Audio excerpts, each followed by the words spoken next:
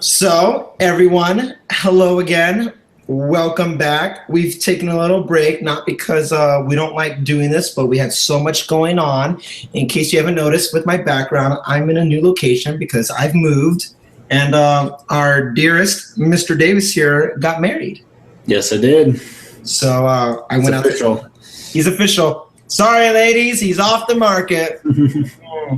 So we had a lot of stuff going on in our personal lives, but now that everything has settled down and we're getting back into the routine of things, we felt like it was perfect to just kind of get right back into it. There hasn't been much of an update of things going on, whereas like we had to do breaking news, but there are updates we want to cover. So we got that all set up. But before anything, I have to share something. If you are not following me on Instagram or on Facebook, if I have you like on just YouTube exclusive or Snapchat, you might have not seen this, but I got some very sexy cufflinks for Mike's wedding, and these things are delicious. I'm going to wear them next week for work. So thanks, buddy. You're welcome. Yeah, thank you. Okay, so introductions done. Let's get right into it. Let's start with the latest and greatest in Apple with WWDC. Let's talk about our reactions and just the overall pros, cons, how we felt going in, going out, all of it. Starting with overall impressions. Mike, what do you feel? Well, let's kick it off with unlike last year, there was no awkward Apple Music presentation because that was horrible last year. It was so not like Apple, unpolished, just painful to watch. So they cut that out. I thought the presentation was much better, concise, clear, to the point. They just knocked it out of the park, I thought. And you can really tell, and this is overall, that all of their platforms are maturing. And so you're not getting like these huge, massive update stuff software-wise. It's just this slow, incremental, just refining it and making it just a little bit better. And it's pretty nice. I think it's what they needed anyway. Definitely, because if you try to push out a whole new design every 3 years, which seems to have been their pattern, it's nice and appealing. It feels like it's a new phone with software, but when you have so many bugs that's going on, and then the competitor, with you got Android and Windows, and you have all these other strong increases that they're doing. I think, like you said, it's maturing. They've locked down. It's not so gimmicky anymore. Now it's like, okay, let's get under the hood and let's get this thing optimized, especially since everybody else is catching up, caught up, or have surpassed iOS, for example. And I can see that they're really pushing for it. I will say a thing about the music thing, though, with last year. Was last year the one that when they did YouTube, or was that 2 years ago? No, that was the Watch event. Yes. And they did, Tim Cook and did the weird finger thing. It was and we're live.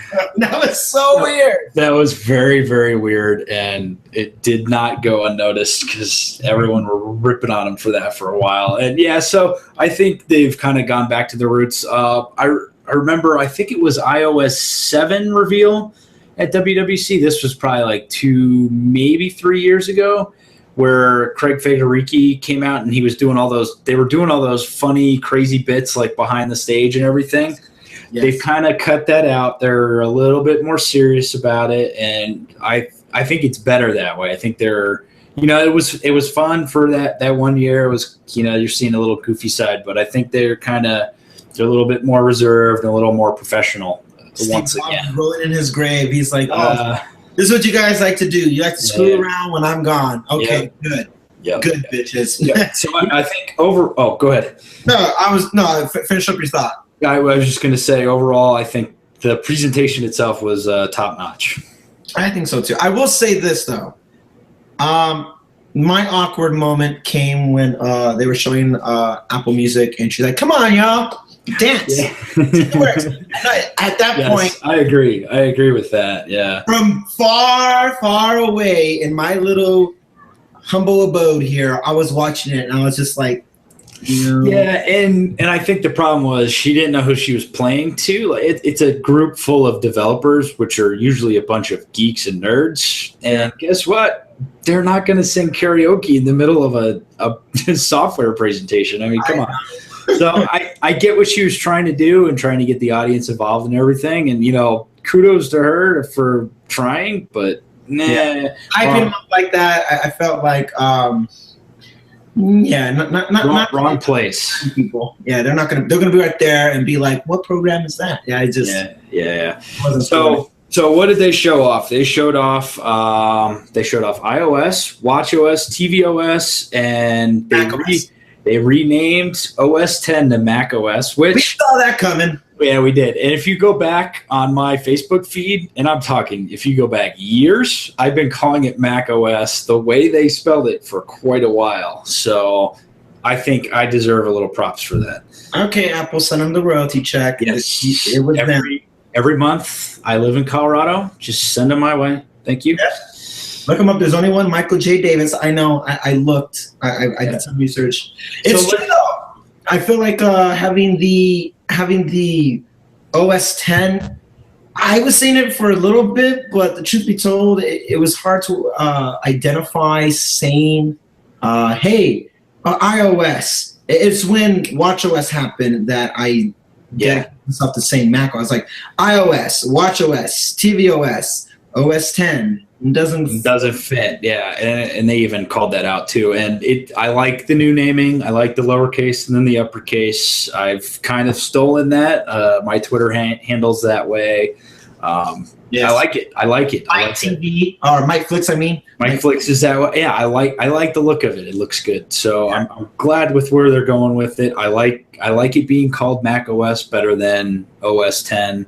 Or OS X. It was always so confusing. Now it's Mac OS Sierra, and there's no 10.8. I believe it's 10.12, but they're totally dropping that. That's all under the hood, which is good because now you have your California name and you're good. It's Mac OS Sierra. I love it. It's great. I will love it when Mac OS San Diego comes out. That'll be my favorite. Yeah, there you go. I feel like they're walking away from the OS 10 fiasco because Windows 10 is there and they don't want to be like, oh look, Yeah, no, it was time to move on, and I like what they did, so that was good. So since we're on Mac OS, let's talk a little bit about that one. I know it's a little out of order, but let's knock it out since we're already on it. Sure. So some of the things they're bringing to Mac OS is Siri.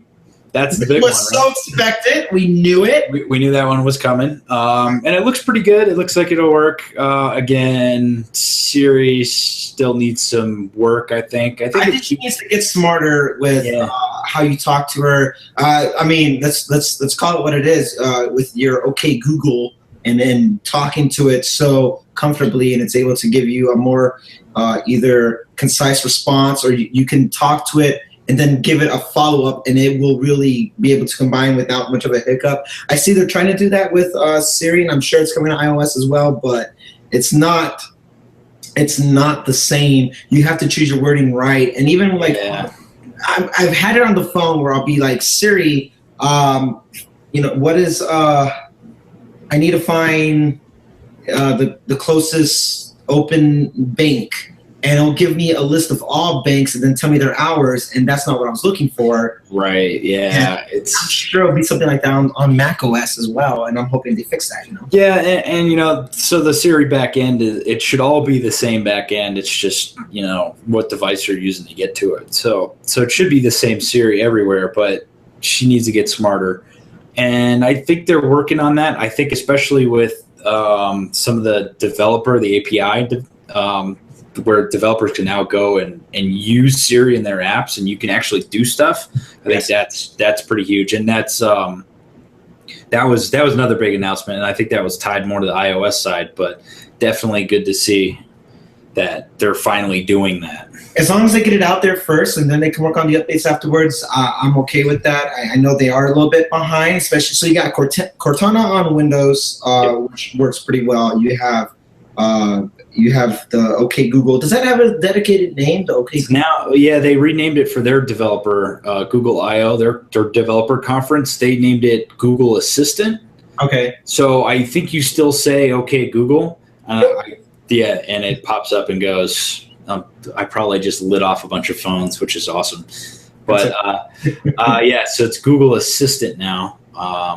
Yeah, Cortana, Google, and then there's some other ones. There's like Hound, which was a random one that came out of nowhere. What else? Oh, the creators of Siri. I was about to say have a new one too. What is it? Vive? Yeah, it starts with a V. I think it's 5.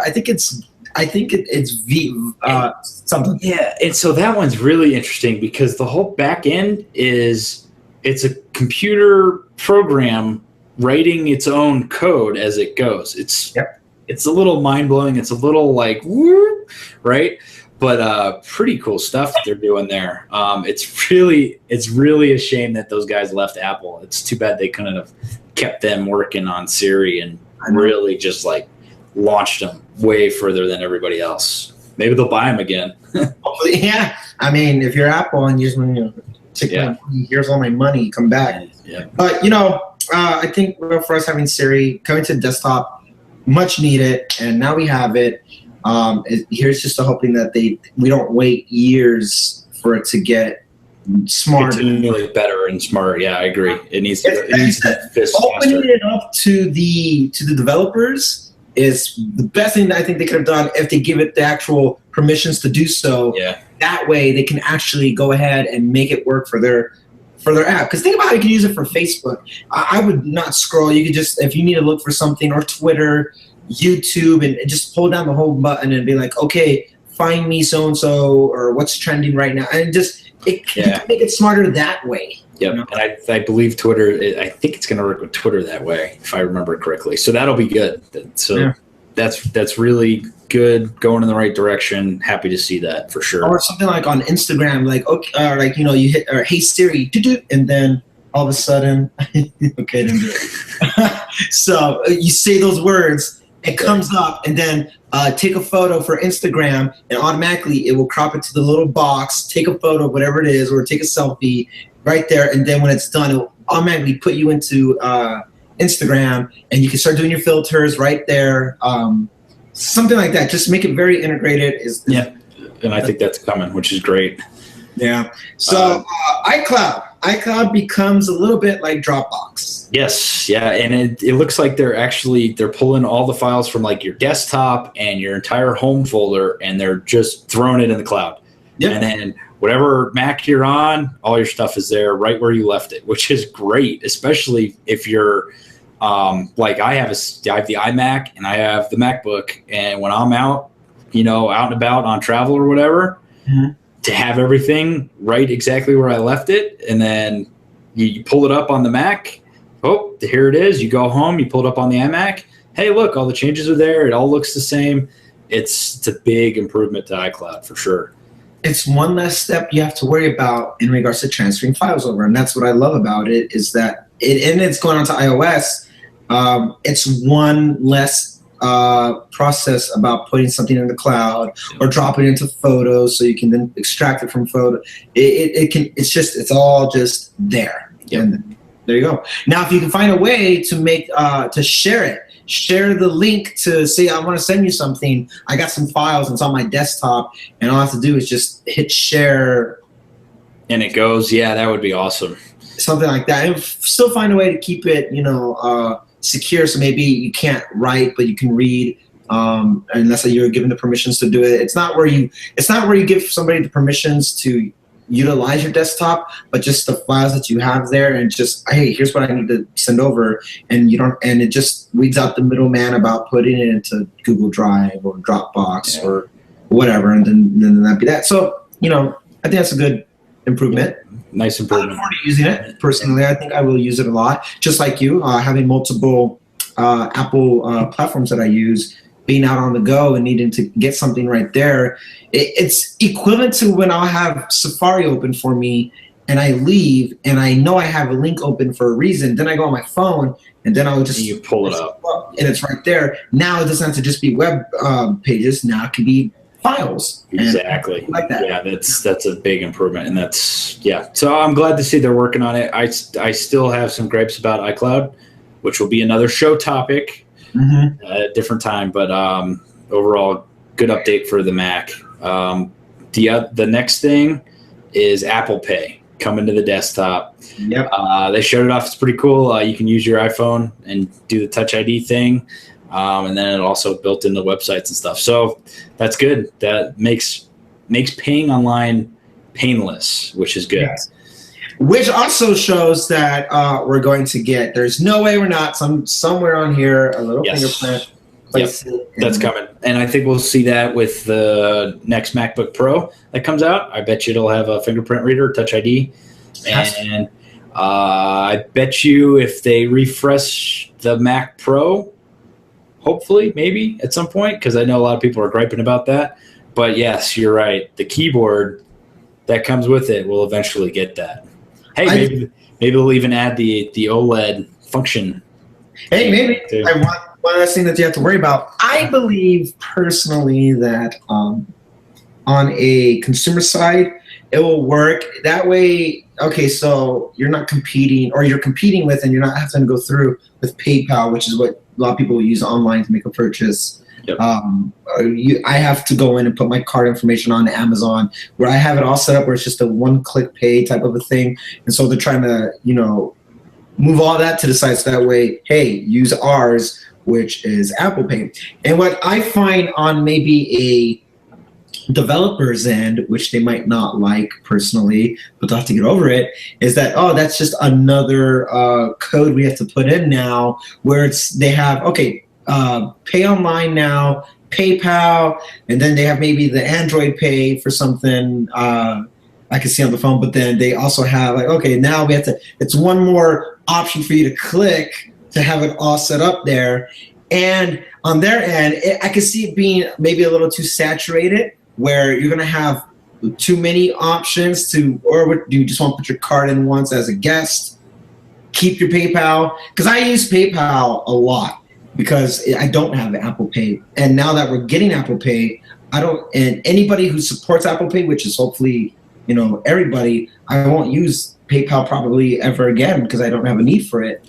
And I feel like by doing that, you're going to have you're going to have not only more options across the board, but I see a future where you're going to have, no matter what software you're using, Windows, Android, iOS, Mac OS, you're going to have all those functions together within a code.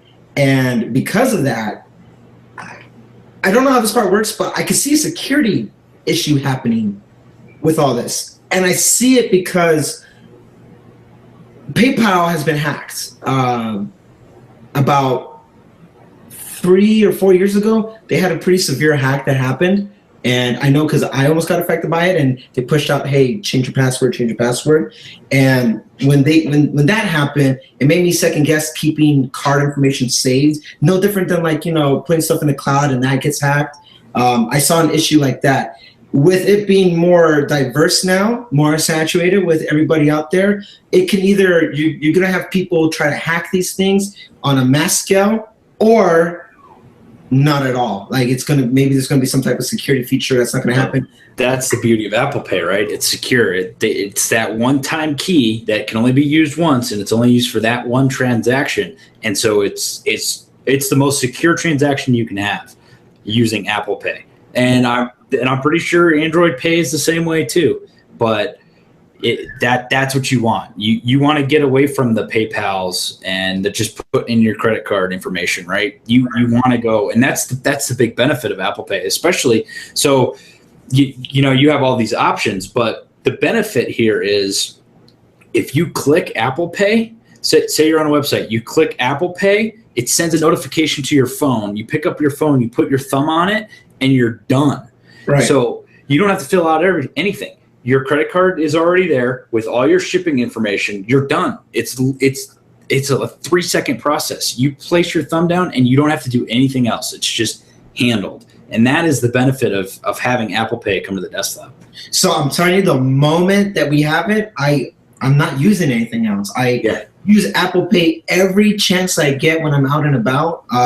When I do online purchases, I have it. So they have Apple Pay set up on iOS for Amazon, for example, and I use it every time. What I'll do is I'll get everything situated on desktop, and I have everything ready to go. And then I just put in my little cart, and then I immediately pick up my phone, and then I go to checkout, and then I just pay it like that because that's the way I like paying it. I don't have to think about it. Yep. It's done, and it's perfect. So what's interesting, and it'll segue into our next topic with Mac OS, is you're going to get the fingerprint reader on Mac OS. So MacBook Pro, I definitely see that happening. Some iteration of like our wireless keyboard for iMacs, but by doing that, you have the fingerprint to unlock your computer, but then now you're having this new feature, which is our next topic, to unlocking your Mac with the Apple Watch.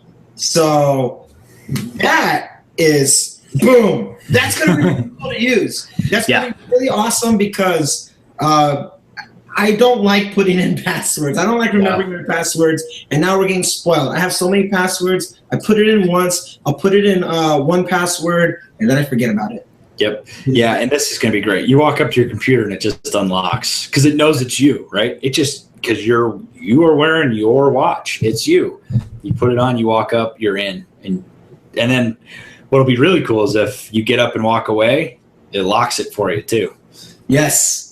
And that's great. And so even worst case scenario, the moment you're like, well, I just got out of the shower, I don't have my watch on, and so you just put your finger, boop, and then it unlocks. And you're in, yeah. Yep.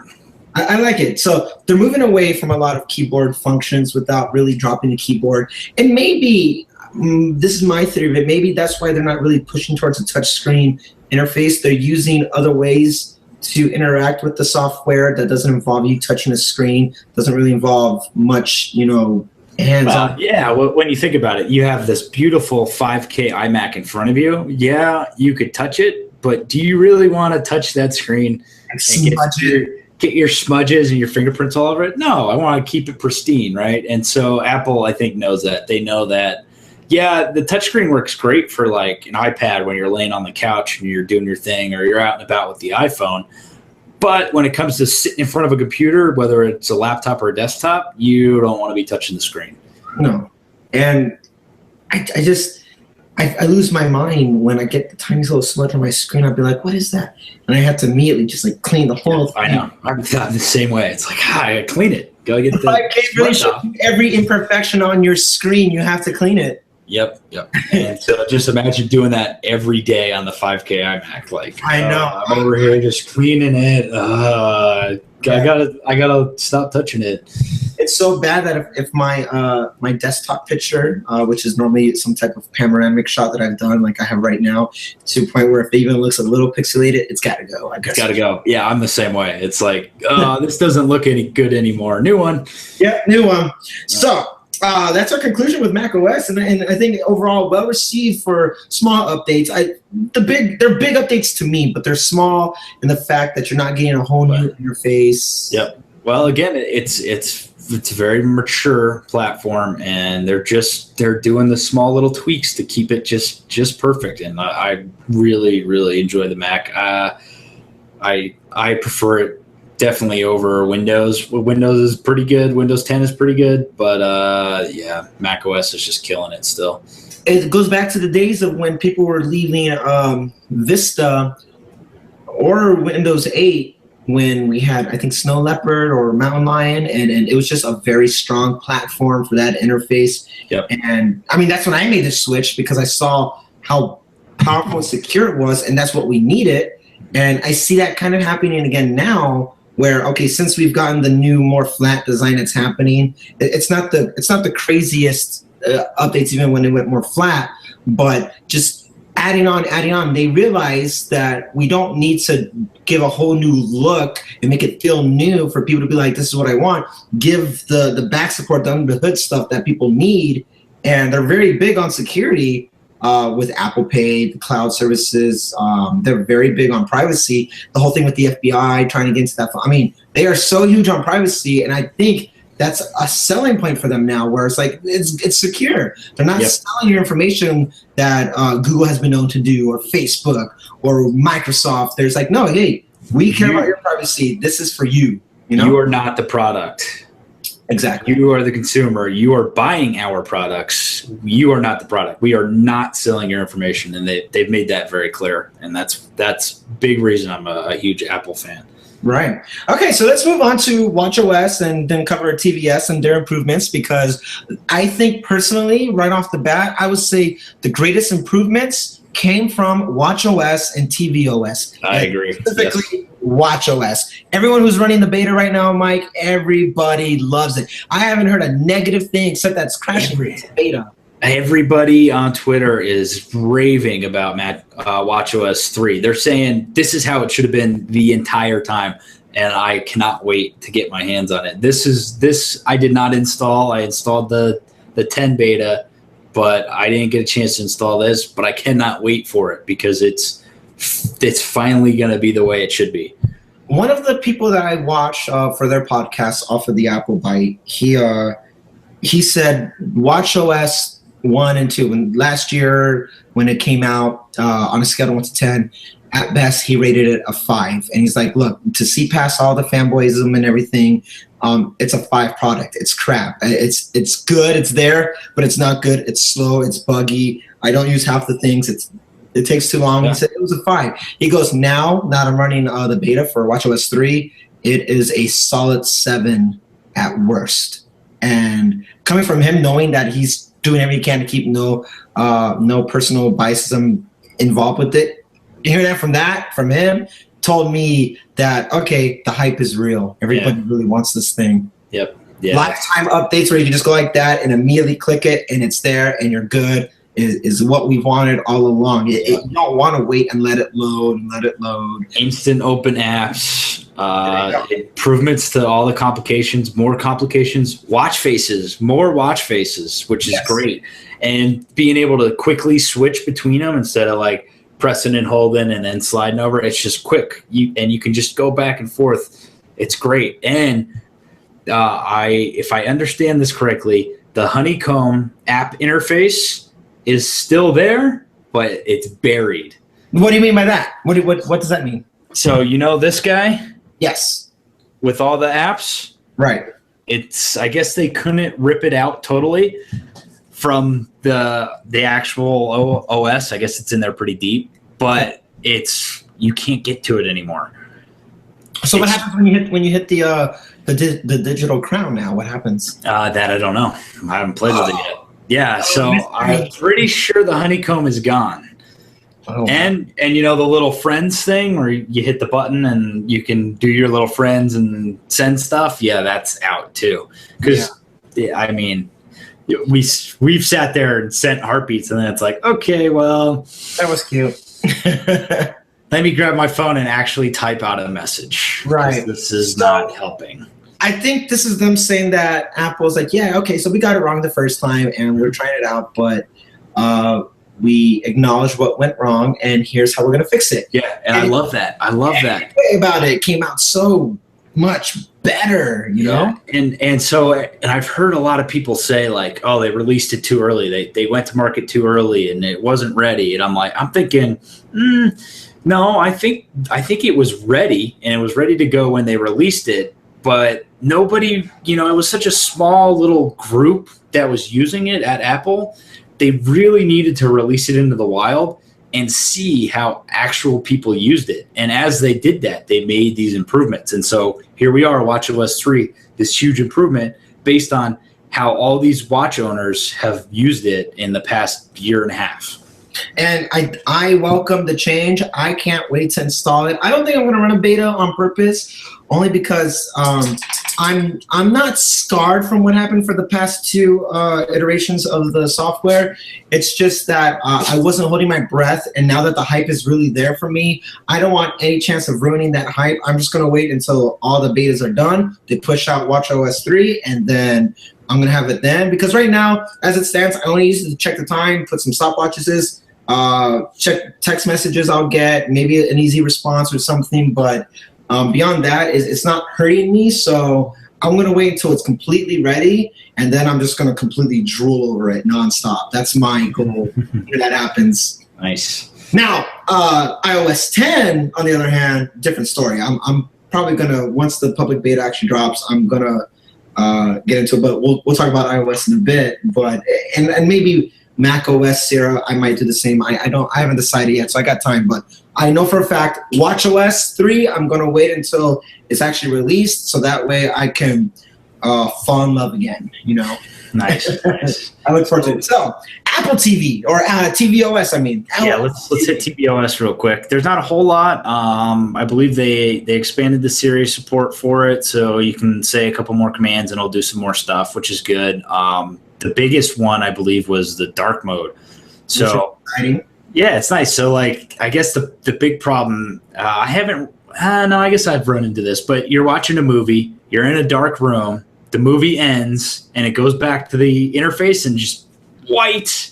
It's just that it blinds you, right? It's like, oh, okay, I'm sitting in a dark room for a couple hours, and now you're blinding me. So they have a dark mode, and that'll help that for sure. Which also hints that we are going to get a dark mode for iOS. Again, we'll talk about it in a little bit. Yeah. But there's no way. There's no way. Yeah, there's some deep hooks in iOS 10 that some developers have found that, yes, dark mode is coming. So that will be something to look forward to for sure. And what'll be really nice is if you can automatically switch. So you know how you can do the True Tone display stuff? What is it? The night mode stuff where it changes the color. Night shift, right? Night shift, yes, that's what it's called. So what if the same thing worked where it flipped it to dark mode during the night and then back to regular mode during the day? That'd be pretty cool. I agree. I welcome it because I think Apple welcomes it because it can save battery life from just shooting all the white out. Huge battery saver, especially when they go to the OLED displays. Exactly. For the next phone. Yeah, I can't wait. And anyway, dark mode, absolutely welcomed. Yep. And I will say from experience, not being an Apple TV owner, and then my week being out there with you last week, I absolutely have a change of heart. Or not that I never had it, I never liked it, but I actually got to play with it in depth and not just, kind of play with it in the store. It was like I had to do everything. And I could tell you that even though everything that I need or everything that comes on Apple TV is on PlayStation 4, I feel the need of just owning an Apple TV now. And it's just the interaction with the OS, I would have to say. I just really like it. I welcome now the more changes to it with dark mode, having Siri be expanded where it's even easier to talk to Siri and it understands what's happening. When they move the remote to iOS as well, so you can have one or the other. All that stuff is exciting. I have everything else. Let me just add one more OS to my my collection here. Sure, absolutely. Yeah. What are your thoughts about the remote app? Because you do have it, so you do use Apple TV. Yep. Oh yeah. What are your pros and cons about that, if there's any? I'm really looking forward to having an app because, I'm sitting there playing with the phone anyway, so why not have the remote app right there? And it does all the same stuff that the Siri remote does. So, it's just it's good. Plus, the other thing is if you need to type in passwords or something, it's nice to have the keyboard right there versus trying to swipe through it and everything. So, that one-click password thing or that one password for all nonsense? Yeah, that's for like your subscription. So if you have like a Comcast or whatever, a Dish or a DirecTV account, you put that in once, and then whatever's in your package, it goes and signs in on all those apps. So it's an interesting take on how to do it, but the one password for everything is huge because it's a pain in the butt to put in passwords. Do you think, or is it fair to say from what I've gathered, the remote app is going to not very literally get rid of it, but does it kill the actual remote itself where it's completely obsolete? Or is there still a purpose to have the actual? No, it's a supplement. It'll it's like having a second remote, right? So, and that's really all it is. I still think having an actual remote with it is very important, but having a backup is nice too. So, having the remote app, do you think? Because I have done no research on it because I don't have a purpose for it yet. But do you think? Let's talk your layout or your setup, because that's the only experience and reference I can use. Sure. You turn on the TV with your actual TV remote, and then put it down, and you pick up the Apple remote, and then you hit the TV button to actually wake it up, and then you have everything right there. So from that point forth, minus turning off and on the power of your TV, you immediately switch and you get your Apple remote, and everything's done from that point forth. Do you think that that's going to happen the same way, where you'll take your TV remote, turn on the TV, put it down, pick up your iPhone, and then wake up Apple TV in volume? And is all that still the same, you think, on the app? No, I don't think so. I don't think, because the phone doesn't have an IR port, so you're not going to be able to control the volume. And so there's certain stuff that you won't be able to do, but like the main Apple TV core functions, you'll be able to do. I understand. Okay, then I see what you mean. It's a supplement, and one that's welcome. All right. Yes. Yep. Okay. So let's dig into iOS. All right. We're saving this one for last because we have a lot of good and a lot of bad. Yeah, definitely. Yeah. So I, of course, post watching the WWDC keynote, was immediately excited and had to install it. I was on travel. I was away from home. I was in Baltimore in a hotel room, and I was like, I have to have this right now because I'm bored out of my mind. I need to play with this, right? So ill-advised, I installed it, and for the most part, it's pretty solid. Beta 1 usually is not as solid as this. It was okay. It's definitely buggy. It has its crashes. Yeah. I heard that beta 2, the same people that I kind of watch and follow about the software stuff, they're running beta 2, and they said it is almost a daily driver OS now. That's pretty good. That's a huge improvement because beta 1 was pretty good. I would say on par. Beta 1 was maybe a beta 3 in the old versions, right? And so beta 2 is sounding like it would be like a 5 or a 6. Yeah, he's the quote unquote almost a daily driver. He's very impressed with all the updates and all the incremental just changes, but nothing too hard. But the things that weren't working, whether because it wasn't implemented or not, a lot more things are being implemented. I think they're getting ready to push out this public beta, which for me about public betas now in general, I've seen it in video games. I'm seeing it in OS. The way I identify public betas now is that they're not public betas, they're early access for the users. That's just what it is. Yeah, and their public betas are pretty good. So if beta 2 is looking pretty solid, beta 3 will be your public beta release. Right. So that'll be coming up here pretty soon, actually. So that's good. That's good to hear. Yeah. So after installing it and playing around with it a little bit, iMessages is... You love it! No, it's bloated. It's bloated now. It's got too much stuff going on. I mean, it has some text messages. Yeah, it has some good improvements, but it has some bad. The biggest annoyance for me was when I went to go share a photo. Now it's two taps instead of one.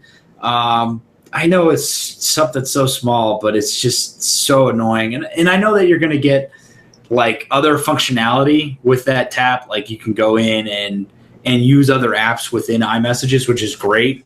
Yeah. I'm going to hold off judgment until I'm able to use it and I'm able to use it with other people that have it. All right, Mike. So talk me through this. For the people who are watching this, you'll see it. And if you're just listening to it, we'll talk out loud what's happening. I got my phone up right now. We're going to talk about this more than one-step process. Right now, 9.3.2, the latest actual non-beta software I have up. I hit the camera button. Yep. And I see the photo right here. Here's a picture of me sending it to you. Let's just scroll down. I want to send you a picture of my meal. So I just click that. Yep. And then after I click it, I hit send. And then there it goes. You're going to see what I had for lunch the other day, and it is delicious. That's what we have going on. That's what I've been used to since iOS 7. How is that different now from now moving forward to iOS 10? Okay, so now where the camera icon is, that is gone now. It's now just an arrow button. So you have to tap the arrow, and then you can tap. I forget what it was. It was you can tap the camera button again. There's an app, and there was one more in there. And then if you tap the app, then you can go and select which app you want to use.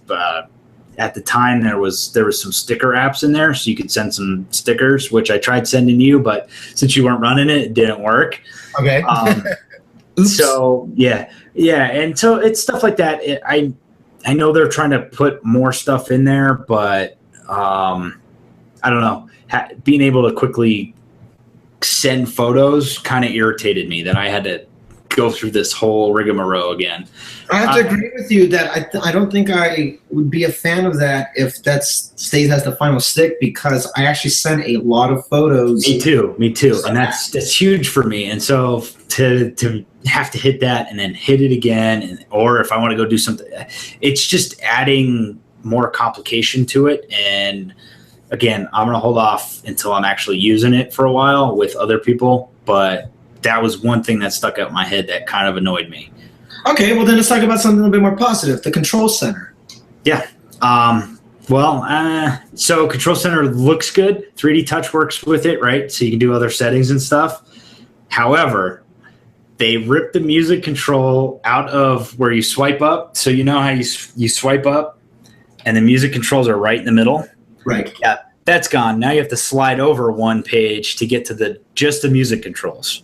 So again, it's adding another step instead of where I could just swipe up and hit pause if I needed to pause real quick. Can't do that anymore. You got to swipe up and swipe over. Where you can switch it. Maybe have that as your default when you swipe up. Maybe. I don't know. That's a good question. Yeah, maybe you could do like what Android does with their notification shade, where you can, if you pull down on one side, it's notifications. If you pull down on the other, it's like their settings.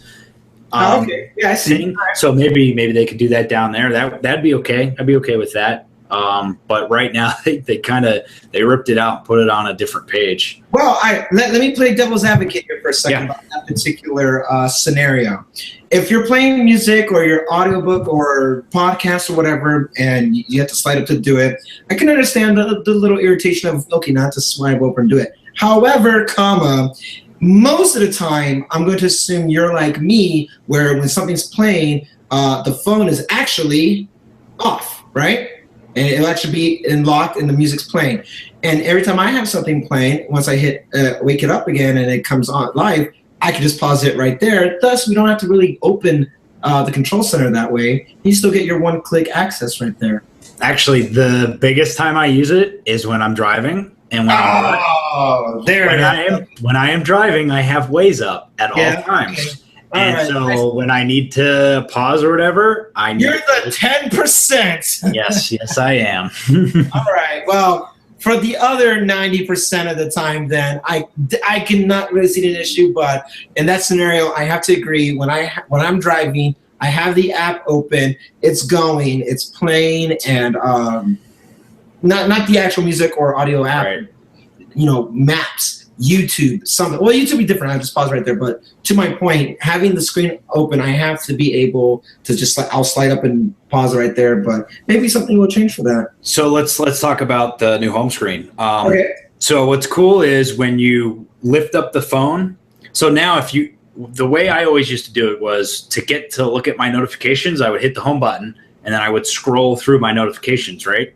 Yes. Well, the new Touch ID is way too fast. So when I tap on it, it automatically logs me in, right? Right. So to fix that, Apple has just completely gotten rid of the slide to open and everything. So now when you lift the phone, boom, it knows you lifted the phone and it shows you all the notifications. So then you can just scroll through, right? Yes. And then you can get to your widgets view just by sliding over. And then you have all your widgets that you can customize, which is pretty cool that you can get to all that right from your home screen, which is nice. Now, go ahead. Yeah, so that's there. Now, if you want to log on to the phone, you actually physically have to press the button with your thumb, so it reads the thumbprint while you're pressing to open and unlock the phone. So a little bit of changes coming our way. It's going to take some getting used to because it frustrated me for the week that I had the beta installed. But I think the changes will be good in the long run. Some new updates for you then. Beta 2, one of the things for Beta 2, what was that about? My dog's scratching the, stop it. Beta 2. Now you can go into your settings, and instead, I'm the same way. Like, okay, what time is it? I look at what time. Oh man, I'm in my home screen. I missed it. How did I get in the home screen? Yes, exactly. Every time. So, Beta 2 has something in the software where my dog won't be scratching at the mirror, but also you can slow down the unlock. So if you're in that situation, it's called press to hold or something to that effect. You hold it, and you actually have to hold it for a few seconds for it to actually make it happen. And that's an option to you now. So interesting. Okay. If it shoots too fast, that's fine. Instead, now you hit it, you can look at it, then you can hold your thumb a little bit longer for it to like 1, 2, go type of a thing. Okay, interesting. Okay, yeah. I That's one of the improvements for Beta 2 that came out that people are like, oh, this is great, because as of right now, some people, much like yourself, we're still getting used to it, and you go like that, you can see it, and you want to see what time it is, but then, oh, look, I'm in my home screen already, or there it is. They found a way to fix it because Apple knows, all right, this thing's lightning fast. Sorry, guys, we're just that good. Here's how we can fix it if you want it. I got myself used to instead hitting the side button, the sleep wake button. I'm still not used to that.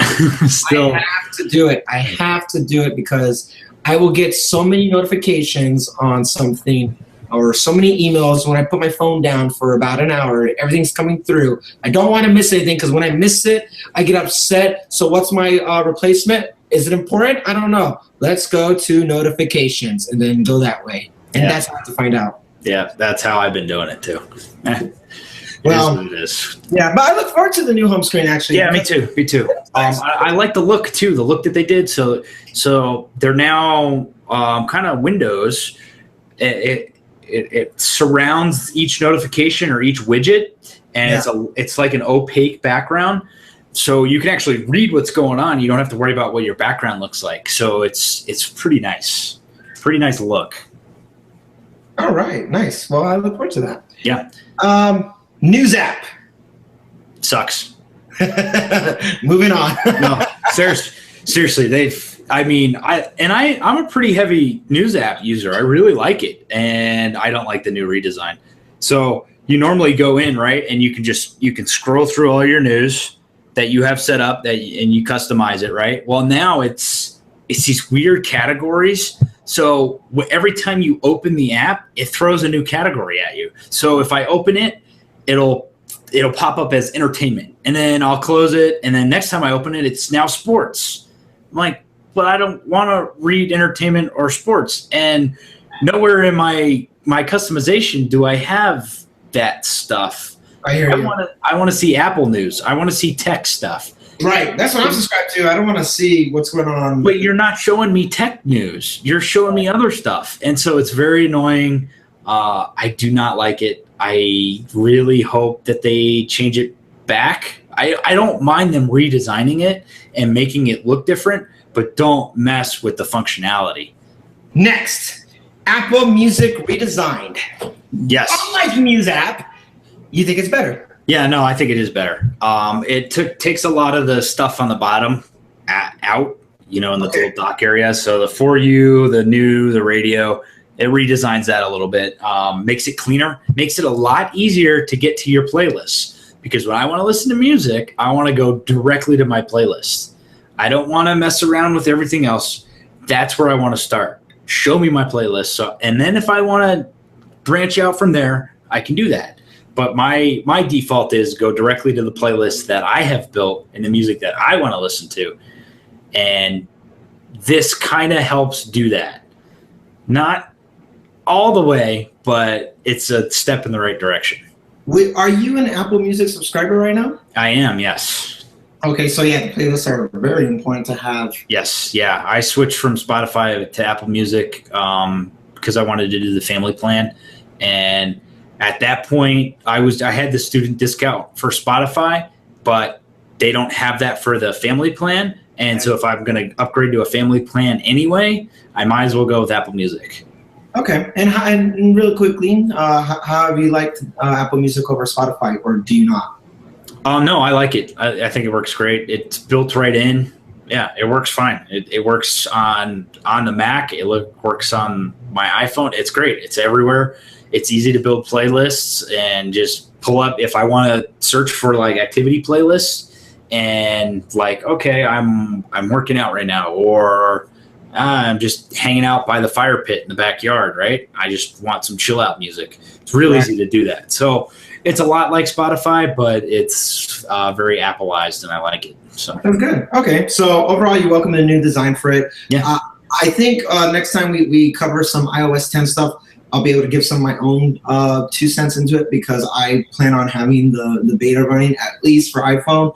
And I think because of that, I'm going to put it on iPad as well. Well, let's set that as a follow-up topic after the public beta drops and we use it for a couple weeks. Let's do another show strictly about that. I agree. Now, just a side note real quick. I know it's not really part of our notes of what we want to go over today, but I do want to pick your brain about something. Do you feel, I know we talked about it a little bit before, but on record, do you feel like iPad should have its own OS? Yes, I do. What would you call the OS? Hey, you called Mac OS for a long time ago, so you know what would you call the iPad OS? Pad OS? Tablet OS. Tablet OS? I would call it Tablet OS. I am going to go for a very long stretch here and say that I believe iPad's going to get its own OS. Yeah, I do too. Not in the next 12 months. I doubt in the next 12 months, but I believe that it's going to get its own OS because it's coming for sure. It's pushing so hard. They're like, oh, it's the PC killer. It's the future of laptops. And it may be with the keyboard and everything. That may be true, but they need to fix the software. I agree. Right now, if I can't run pro applications, if I can't do what we're doing right now on iPad to this type of capacity, it's not a replacement to anything, and I will never take it seriously as long as it's locked down on iOS. iOS is perfect for the phone, and I love it for the phone. Yeah, it doesn't work on, especially with the new iPads, it does not work. That whole grid thing, it doesn't work. This is a much different device now. It's much more powerful, and if you're trying to take over laptops, you need to fix the software. You need to do something better, and I think we'll get there. I'm with you. I don't know if it'll be like a 12-month thing. I don't think so. I think this is probably a couple of years out still. But they need to rethink how the iPads are used. I agree. Because I feel like the things that I want to do on it, right now I have it up for my notes and stuff like that because it's perfect for that. Yep. Like you, I'll have it open when I'm playing like some type of audiobook or something. Yep.